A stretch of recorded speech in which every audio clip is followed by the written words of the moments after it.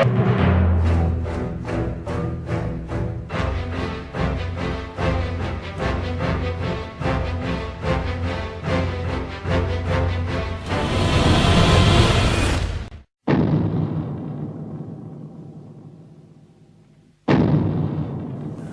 G-Fans, Gojifan1993 here, and well, this is the first review of my Godzilla-Thon 2014. Now, just a little bit of disclaimer. One, I am not ripping off James Rolfe. He does not own the Godzilla-themed marathon review thing. He's not the first person to review every Godzilla film, and he's not the last person to review every Godzilla film. It just so happens that he's the most popular, pretty much the most popular person on YouTube, or not just on YouTube, on the internet, so that's probably why, a lot of people thought I was ripping him off, but I'm not, okay? Alright, so, on to the first movie, Godzilla 1954, or, in Japan, Gojira, also in America, Godzilla, King of the Monsters. So the Japanese version, 1954, seems so long ago, basically, pretty much, when November comes around, it'll be officially 60 years. But yeah, what can I say about this film that hasn't been said already? I mean, it is one of the most classic masterpieces. I mean, it's just like, the film is still watchable. I mean, it's aged well, especially if you get the Blu-ray Criterion Collection, or any of the DVDs are actually alright. I actually still have a couple VHS tapes of it also, so there's so many different versions you can get of this movie, it's ridiculous. Now, first, I highly recommend watching the Japanese version. The English version obviously cuts some parts up. It kind of mixes some things into it. And I'm not going to talk much about the stories with any of these movies, because I'm really bad at talking about, the summary or the what happens in the film. But what I will say is that the thing I loved about the Japanese version is that it starts out like real time. It's like you're there and you're experiencing everything that's happening to these people as it happens.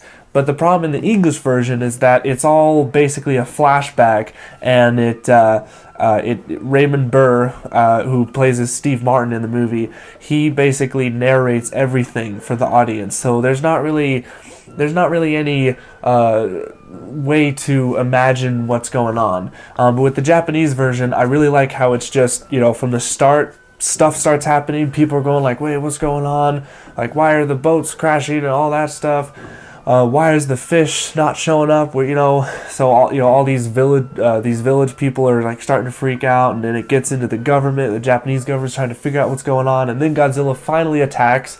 Actually, his first appearance is on an island, and we get that classic scene where he's hunched over the edge, and he's like, "Hey, I see all of you," and everyone runs away.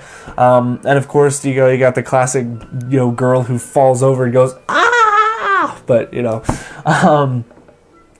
but then he does his first attack on Tokyo, which is really short. I mean, he comes in, destroys a couple buildings, then he's just like, all right, well, see ya. Actually, and then he takes out a bridge or something like that, which I thought was kind of clever, because then it's like Godzilla's like, well, you people aren't escaping, I'm taking out your bridges.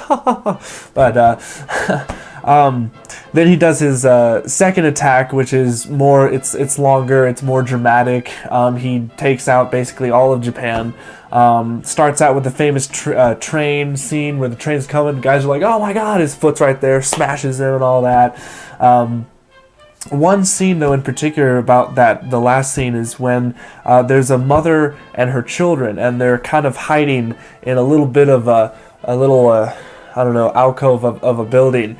And the mom, I swear, this scene gets me every time. The mom is saying to her children, she's like, we'll be with your father soon, and it's just like, oh gosh, it's just like really deep right there.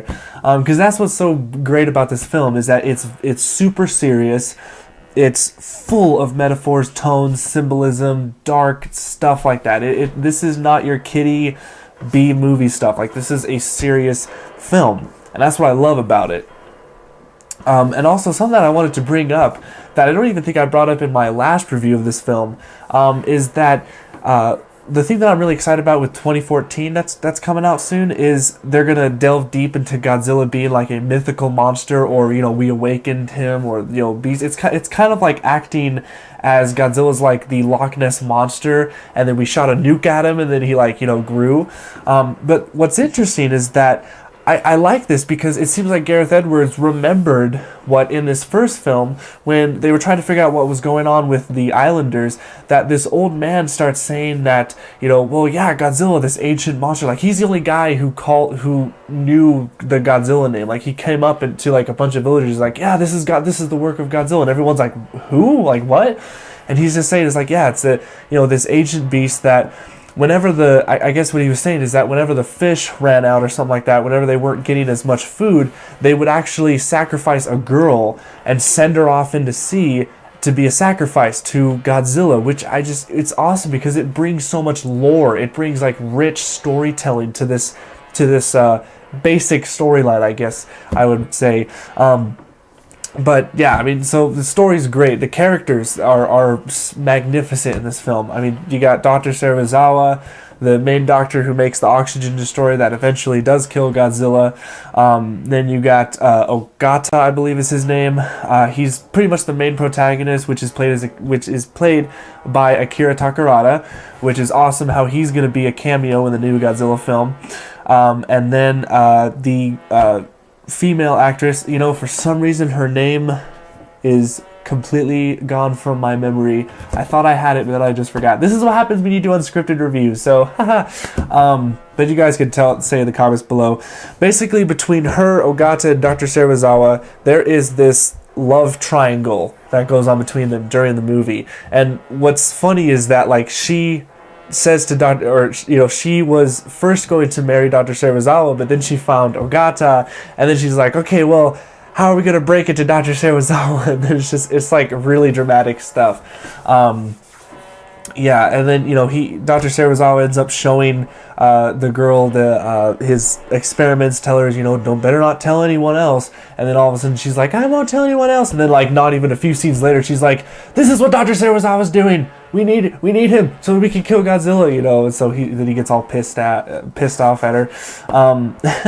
And then we get that last scene, which is the underwater scene where Dr. Serizawa and Ogata go underwater to place the oxygen destroyer to finally kill Godzilla. And I mean, that whole scene is just so, the music, the camera angles, just everything about that scene is just so solemn and sad. It really brings the whole movie to a different kind of mood. It's really just a very kind of depressing, I would actually say. But yeah, I mean, the music is really good. Obviously, you got Akira Fukube's work. I mean, he's just a master at monster films when it comes to the soundtracks. Then with I guess the effects of the film are actually really good for the 50s. Obviously, they were actually considering doing stop motion, but they, like King Kong did, but then they said, like, well, it'd probably cost too much. So they decided to put a man in a rubber suit. And there we go. So, yeah, basically this movie is just fantastic, a masterpiece.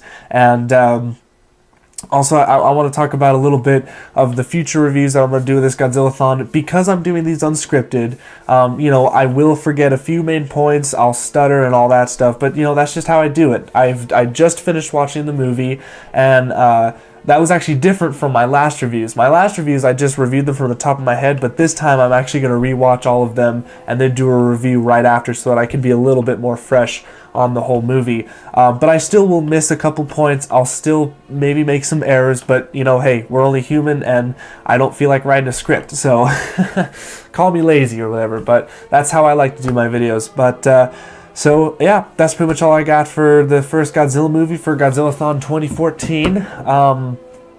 Yeah, I doubt any of you have not seen this, but for the people who are watching who have not seen this first film, my gosh, you have got to go see it, especially before this new movie comes out. You got to go see it so you can, understand what's going on pretty much.